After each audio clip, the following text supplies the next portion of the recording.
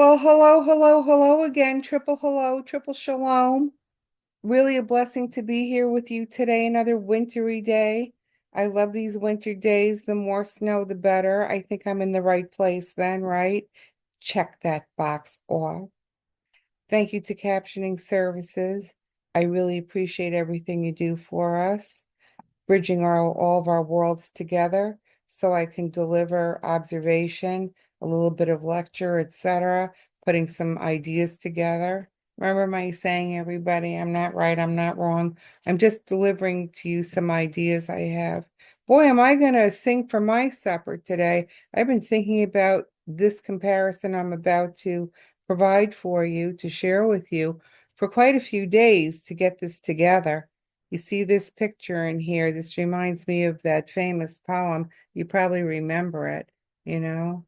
The Road Not Taken by Robert Frost. Remember that whole situation? He brings us in that poem so true, you know. I could have taken this detour. I could have taken that detour, you know, road less traveled, you know. This idea that, you know, we all have to make a choice. We have to make a choice. Sometimes people say, well, you didn't make a good choice. And then here's my argument. Well, because my choices weren't good. How's that? You know, you can have two great choices. Reminds me of the show The Price is Right. You know that show, game show? And you get to that end of the show and they have the showcase showdown. Sometimes both showcases are absolutely fantastic. We sit as the audience, we say, oh, I wouldn't mind winning either one of those. But then, of course, sometimes we look at Showcase Showdown and we say, what? Oh, I'm going to pass that along. That's not the showcase I want, right? Wouldn't be the best one. Sometimes we just are in situations where both showcases are just not going to work for us. We don't care if we win them, we lose them. The choices are just no good. So I think about Robert Frost often, you know, different times in my life. I've gone to his poems, so many of his wonderful poems. I've gone to his works, and I've looked at his works from different perspectives as I became either older or more experientially advanced. I looked at other situations in my life and went back to Robert Frost. So today I'm going to talk. If I have a little pause, it's just because you can hear me wrestling some papers here. I have my notes. Today I want to talk to you about the idea and the function of not only Shakespeare, because we're using him as a backdrop for these first 4 weeks, and of course we're somewhere around the place talking about fairy tales and how they really became part of how we continue to tell stories in literature, etc. You know, the moral of the story, you know, etc. What the potential outcomes could be. I guess I would like to think about Robert Frost, Road Not Taken, you know, Road Less Traveled. I'm thinking to myself, maybe there's a moral to the story in there for me. That's why I always go back to it. So I'm going to talk a little bit today about a particular piece, very important piece of literature in contemporary literature called Sleepers, Sleepers. In the 1980s, 1990s, it was made into a film. The author, his name is Lorenzo Carcatura, okay, a wonderful writer. Excellent. Very similar in character development uh, and character structure to many of the characters we see in the canon about what happens to the tragic hero, what happens to the person who perseveres, you know, what it means to be an antagonist, what it means to be protagonist, especially in the schematic of persons who just make one mistake. So I guess my theme today is, you know, when we have these choices in life, remember I started with it's wonderful when you have all great choices. What do you do when you don't have any great choices? And we say, I shoulda, coulda, woulda, right? We see this often as a literary mechanism. I coulda, woulda, shoulda. We think about things, you know, if I had the chance to do it again. We see this mechanism so often in literature because we can all relate to this type of character that perhaps is a great guy, great gal, great person, and they just make one stinking mistake and everything for them falls apart. And sometimes, just as we see, in Romeo and Juliet, just as we see in Hamlet, to be or not to be, questioning, should I stay, should I go, right? Like the song by The Clash, should I stay or should I go now? All of these very important questions, we keep saying, why do we keep asking the same questions throughout the centuries? Because it really has to do with humanity. That's why. It has to do with our everyday soul, how it is that we're living, how it is that we're surviving, how it is that we're enjoying. So in the novel Sleepers, right? Shakespeare would have loved Sleepers, I think. Sometimes I read pieces, then I go watch the film, similar to Godfather. That's a very good read if you have, a couple thousand hours on hand, do some reading. But the films are just as good, just as important. I think about these characters very often. I say, oh, I've seen these characters before in my own life. I've been parts of these characters in my own life. I can see part of myself in reflection, some mistakes I've made, some joys I've had, what it feels to be the victor, to really win the race, speaking of metaphor, you know. So I think of Sleepers. Sleepers is a story that we've seen thousands of times before in the criminal justice arena, in the educational arena, in our own neighborhoods, community, time and place, where we have a series of neighbors or a body of friends, right? We don't have to know anybody personally. We know this story. And somebody just does something really stupid, like they blow up a mailbox. What are some stupid pranks? They toilet paper a tree, right? Idiotic things. They egg a house. I could do this for you all day. They do just simple, stupid things. Saran wrap the toilet. What's another one? When I was in college, people used to play pranks. People would go out for happy hour, come back after a night of drinking, and they would set up the entire dorm room in the hallway.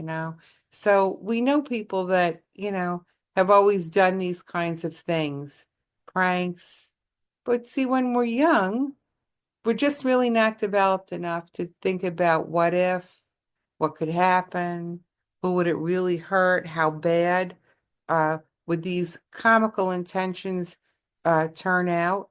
We start off with, well, it was just a prank. Maybe it wasn't just a prank. The end result really wasn't just a prank. This is what happens in Sleepers. It's a story about a bunch of young persons, boys, who just really are just good-natured kids, and they make one mistake. They take the wrong path. They take the wrong road. They have no history of this. There's nothing wrong with them. And they just make one collective mistake, and that this mistake that we see often in many aspects of literature, it costs them everything. Really, costs them everything. We see this often in fairy tales. We see this idea about this road, this path, like Little Red Riding Hood, that all along we're sort of pressing on for her. We're sort of cheering for her. We want her to make all of the right moves. We want her to succeed. We want our other characters in fairy tales to succeed.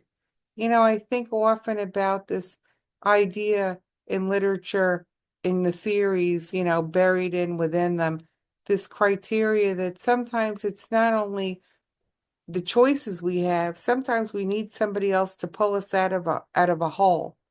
I think of the guidance counselor in high school, that pestering person sometimes that keeps calling us out and saying, where is your college essay? Where is your application? Because they're sitting on us. Why are they sitting on us? They're sitting on us because they see that if we let go, just even for a moment, we might make a drastic mistake. We might lose a chance, you see? I think often of the doting mother, the doting father, the doting caregiver. You know those people. You've met them. Either they were yours, they were neighbors, they were your They kept harping, harping, harping. Don't forget, don't forget. Whatever it was, the deadline, the signature, whatever, because they had enough experience in life that they knew that just one little oversight could cost so much for somebody, that the word deadline, really deadline, right? Think about it. Think about words. Think about literature. Think about the vernacular. Deadline. No kidding. You miss that deadline, you wind up a deadline, right? Gotta have it. You have to have people in your life. We see it in literature as well that are rooting for you, you know? They see that you want to do something. We see it in characterization, and we want to see you win. We want to see you win. How wonderful, you know? I think about Back to Sleepers, that there are these wonderful characters. We've seen them before, even in fairy tale, where we have people that are rooting for you in the forest, even personification of the animals. The animals lead the way in fairy tale very often. This positioning of birds, the positioning of the squirrel, the positioning of the rabbit, the hare, you know? All of a sudden berries appear in so many of these fairy tales. Little foods, you know, nuts along the way, grapes to have. Yes, because what are we saying? We want people to win, right? And we want to be that cheering section. We want to be part of the people that say, you know, I can't take any of the credit, but you know, my heart is full. I felt like I was part of the whole team on this. What a wonderful feeling. So true. In Sleepers, we have these two characters. There's this community priest. I think Shakespeare would have liked him. I think we've seen this character thousands of times over and over again in so many of our selections in literature. That one savior that sort of is like the voice of reason. So they have this priest that keeps coming to the prison where the boys are sentenced because they pulled this prank. The prank didn't turn out very well. It was toxic. It was caustic. It caused somebody, you know, their life, major injury. And the priest keeps coming as this voice, not as a narrator to these boys, but more the voice of reason.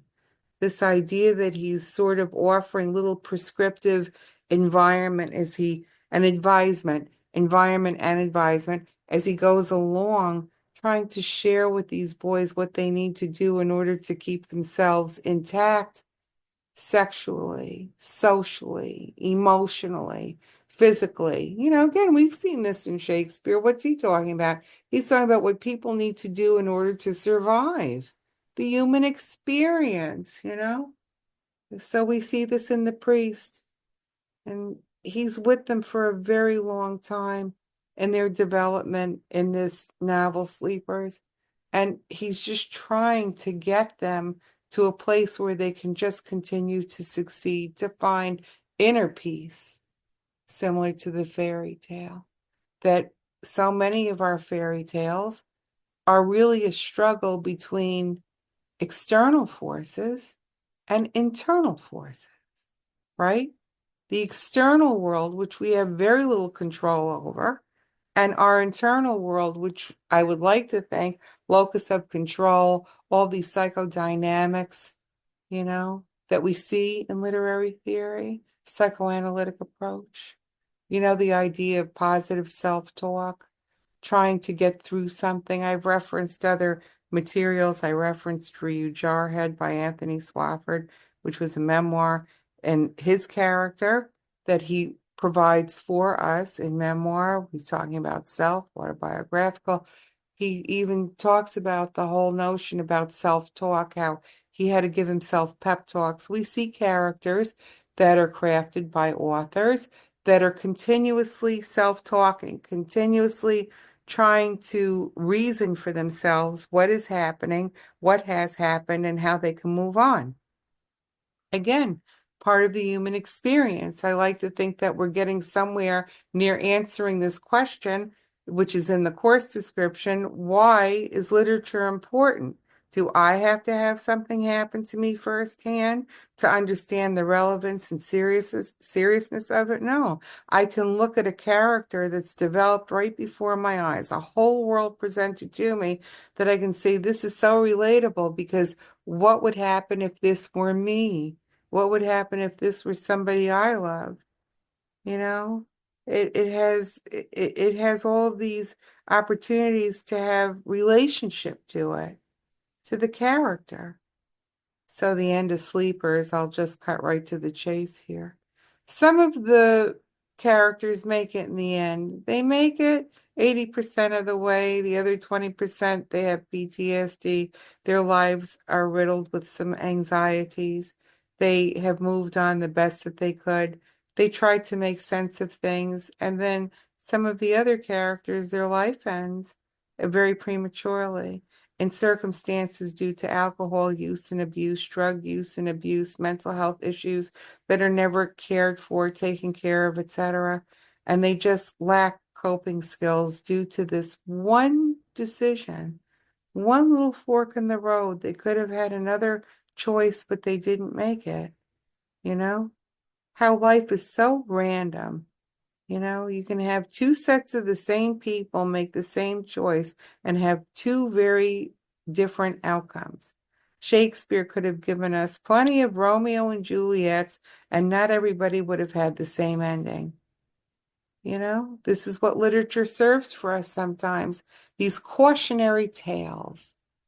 I love that. I don't feel great about it, but I do love it. I love it. I think to myself, I'll close for you today. I had one other thought. I probably will talk about it some more because it is important. It's all important, but this is really important. In Charlotte's Web by E.B. White, you might remember E.B. White. He also wrote The Trumpet and the Swan.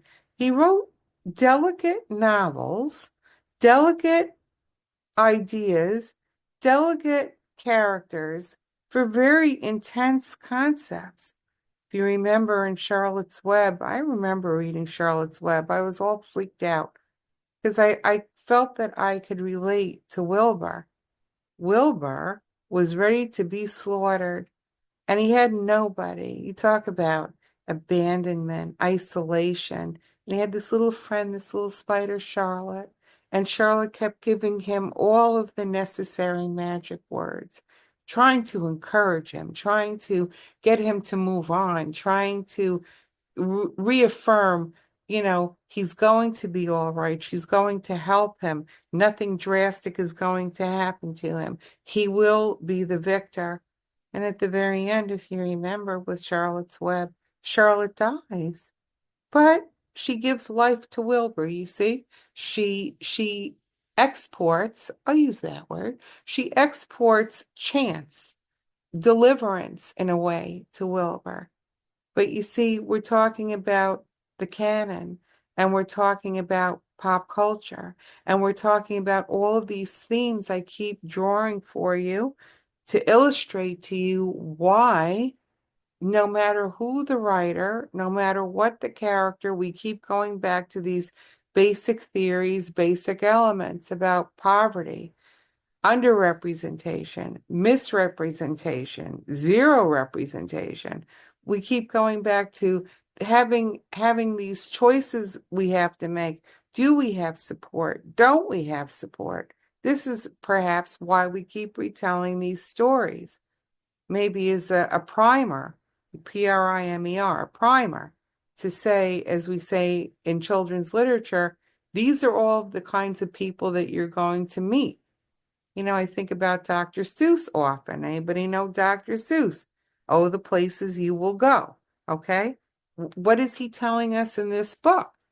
He's telling us all of these things that we need to know, all these people that we're going to meet along the way. What are the potentials for things to happen to us? And he tells it to us in rhyme scheme, right? So it seems gentle, but it really has a lot of value, has a lot of merit. You know, look at all of these Seuss books. Are You My Mother? Really, if you think about it, Are You My Mother has become a timeless classic in the canon. But if we really look at it, really analyze it, is it really accurate? I don't know. Maybe that would be a great place to do a research paper. What is the accuracy of Dr. Seuss nowadays as it relates to pop culture? Are his assertions correct? Remember, Are You My Mother? If you're familiar with the text, he sort of compares like with like. Well, I don't know how accurate that is. Look at people in adoptive situations. Like isn't always with like. And, maybe one could offer a suggestion in rewriting a contemporary work. love is always with love. Maybe like isn't always with like. Are you my mother? So I think about these things often.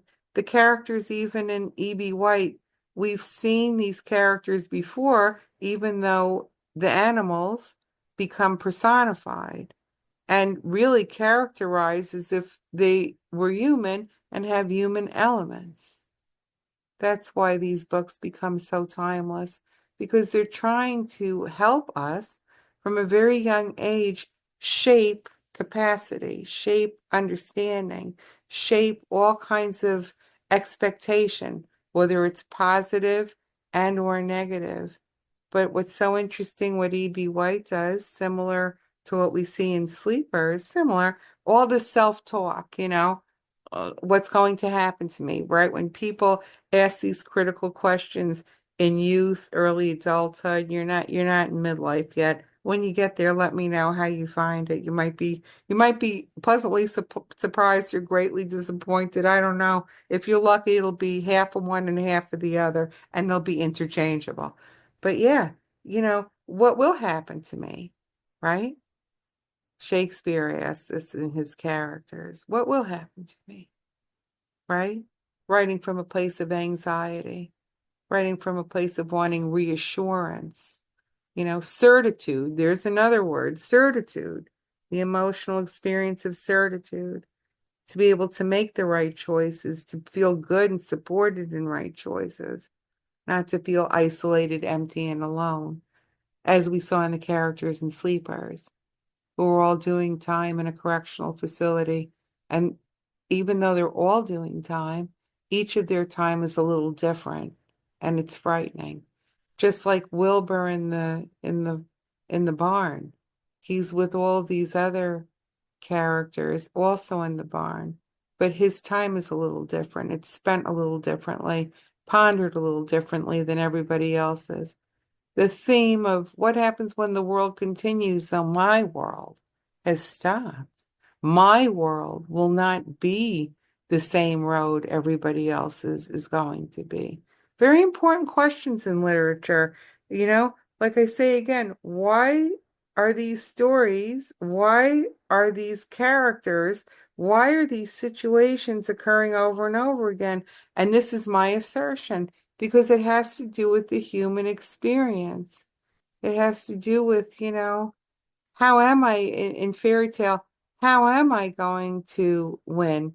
How am I going to escape my evil stepmother? How am I going to escape my family situation? Right? Who will I need to be the catalyst to come with a hand to give me not a hand out, but a help up? I think about this even in contemporary school today for young people, K through 21 experience, especially in urban environments. Every day, who will feed me? Who will get my clothing? Who is going to provide for me? We see this in foster care, these elements. We see this in adoption care, these elements. We see this in the military when children have parents that lose their lives in wartime scenarios, both nationally and globally. Who will care for me? Who will watch out for me? Who will help me decide where to make these choices? Who will show me where it is that I'm better off going? Who will provide for me? You see? So I think this is one of the other reasons. The reason I like to give you all these examples from other, well-known authors. I'm trying not to pick obscure writers. I'm trying to pick people that have been on the New York Times bestseller list. That's who I'm trying to compare. I'm trying to look at box office heroes, bookstore heroes, etc., people that were written, about in numerous literary journals. That's where I'm deriving so many of my examples from, to just show you the constancy of why it is that we keep going over these same thematic structures. Anyway, my dears, sometime when you have time on your hands, sometime in your life, doesn't have to be now, you have whole lives ahead of you. Wonderful to go back to children's literature to reread Charlotte's Web. You learn so much about loyalty. and what really a friend from out of nowhere, from out of the shadows, can do for you is in Charlotte. She's such a wonderful little character. She has her own to take care of. She has all of these webs she has to make, and she has all these eggs that has to hatch. And here, Wilbur, really, there's nothing he can really do for her. So she gives him this tremendous gift. Gift of friendship. Love it. I just love it. Everybody needs a Charlotte. So anyway, my dears, you have a beautiful day.